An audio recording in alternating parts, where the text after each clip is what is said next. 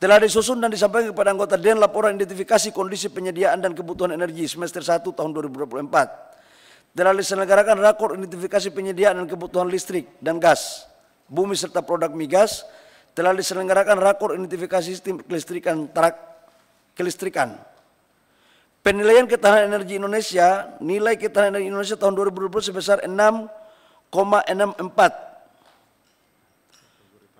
Iya, apa nih tahan segini? Tahan artinya tidak terjadi kelangkaan. Oh, tidak terjadi kelangkaan. Jangan sampai kita salah ngomong soalnya.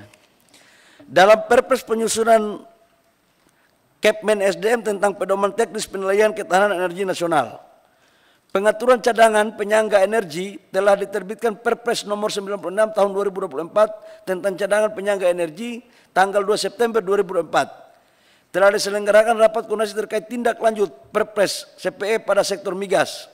Yang berikut telah diselenggarakan rapat anggota DEN terkait tindak lanjut daripada Perpres CPE. Yang berikut adalah pembentukan Komite Pelaksanaan Program Energi Nuklir. Nah, ini yang paling penting ini. Telah disusun draft Perpres tentang Komite Pelaksanaan Program Energi Nuklir KP2N. Kemudian telah dilakukan sosialisasi dan eksekusi PLTN dalam mendukung transisi energi menuju net zero emission tahun 2060. Pimpinan dan para anggota yang kami muliakan, menyangkut dengan nuklir ini, saya pikir ini salah satu terobosan yang harus kita lakukan, dan di DEN sendiri sudah membicarakan hal ini. Kita targetkan di 2032 nuklir ini sudah jalan, karena ini salah satu cara untuk menurunkan nilai cost listrik dan sekaligus untuk menuju energi baru terbarukan.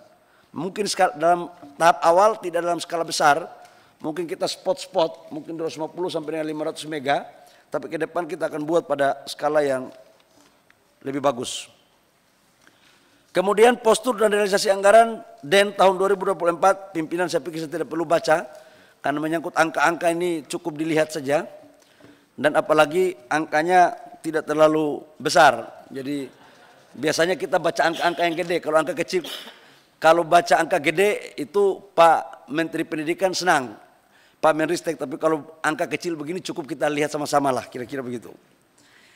Kemudian kami laporkan juga tentang rencana program kegiatan prioritas DEN tahun 2025. Yang pertama adalah rumusan rekomendasi penyiapan kebijakan di bidang energi yang bersifat lintas sektor. Memantau dan mengevaluasi lingkungan strategis SCAN, pembentukan organisasi pelaksanaan program energi nuklir, menyusun formulasi kebijakan energi lintas sektoral, sinkronisasi kebijakan energi lintas sektor dengan kebijakan dan program strategis KL. Jadi kami 2025 ini akan Pak Pimpinan PBBG sama Pak Doni selamat datang. Saya lagi fokus baca angka-angka dan DEN ini Pak. Jadi wah ini sudah lengkap ini kita semua. Jadi menyangkut 2025 Pak, kami mulai fokus untuk membahas aturan-aturan yang terkait dengan nuklir. Karena 2032 dalam program itu kami berpikir bukan baru memulai, tapi kalau bisa sudah ada yang sudah jalan itu jauh lebih baik. Kemudian pendampingan ROD provinsi. Kita melakukan pendampingan di seluruh Indonesia dan pembinaan implementasi ROD tematik wilayah barat, wilayah tengah dan wilayah timur serta wilayah perbatasan. Pengaturan cadangan penyangga energi, rumusan rekomendasi pengaturan jenis, jumlah, waktu dan lokasi CPE. Dukungan substansi turunan Perpres 96 tahun 2020 tentang CPE. Yang berikut adalah perhitungan nilai ketahanan energi Indonesia, melakukan perhitungan penilaian ketahanan energi Indonesia, melakukan FGD isu strategis terkait peningkatan ketahanan energi, merumuskan rekomendasi untuk peningkatan ketahanan energi, mengkaji perhitungan penilaian ketahanan energi daerah. Yang berikut adalah persidangan DEN dan kehumasan, penyiapan bahan persidangan DEN, komunikasi kehumasan, peliputan dan publikasi kegiatan DEN. Yang berikut itu adalah outlook energi dan analisa neraca energi. Analisa pengelolaan energi untuk memberikan gambaran pengelolaan energi sampai dengan 10 tahun ke depan dengan mempertimbangkan perkembangan energi global, NDC dan net zero emission. Memberikan gambaran hasil analisa neraca energi nasional tahun 2023 dan perkembangan pengelolaan energi 5 tahun ke depan, 5 tahun terakhir. Saya pikir cukup ya. Yang berikut, rencana program kegiatan prioritas di tahun 2025. Tadi ini sampai dengan revisi Perpres nomor 22 tahun 2017 tentang RUN, menyusun revisi Perpres RUN bersama pemerintah. Yang berikut mengidentifikasi daerah potensi krisis energi dan atau darurat energi. Identifikasi dan pemantauan kondisi penyediaan dan kebutuhan energi BBM, LPG, tenaga listrik, gas bumi. Pelaksanaan simulasi sidang anggota DEN terkait penetapan dan penanggulangan krisis DAREN. Perhitungan nilai indeks kemandirian energi. Penentuan kriteria dan indikator kemandirian energi, melakukan perhitungan penilaian kemandirian energi. Kemudian evaluasi bauran energi nasional dan daerah. Menyusun rumusan rekomendasi atas evaluasi pencapaian bauran energi nasional. Menyusun rumusan rekomendasi atas evaluasi pencapaian bauran energi daerah untuk 33 provinsi minus provinsi baru. Menyusun laporan hasil pengawasan pencapaian implementasi matrik program RUN pada 13 KL. Menyusun rumusan rekomendasi atas hasil pengawasan implementasi RUN terkait pengelolaan energi fosil dan peningkatan pemanfaatan energi baru serta energi baru terbarukan.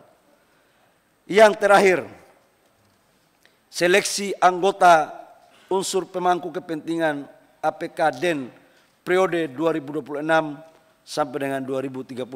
Sudah mau selesai juga barang ini? Sudah, Pak. Oh, baru sadar kita. Yang nggak terpilih bisa daftar ini, Pak. Yang pertama adalah pembentukan panitia seleksi calon APK DEN. Yang kedua, pengumuman pembukaan seleksi calon APK DEN. Yang ketiga, pelaksanaan seleksi calon APK DEN. Jadi Bapak Ibu semua yang di Komisi 7 kemarin yang mungkin belum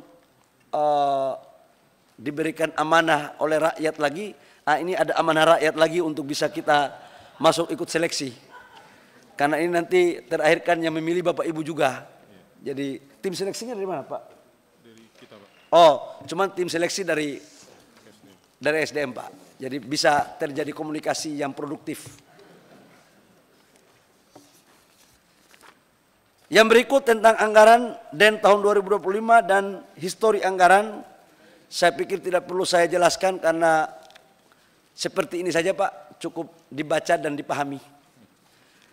Itu beberapa hal yang perlu kami laporkan pada kesempatan yang berbahagia ini, karena prinsip kita adalah bagaimana caranya untuk kita mendorong kedaulatan energi.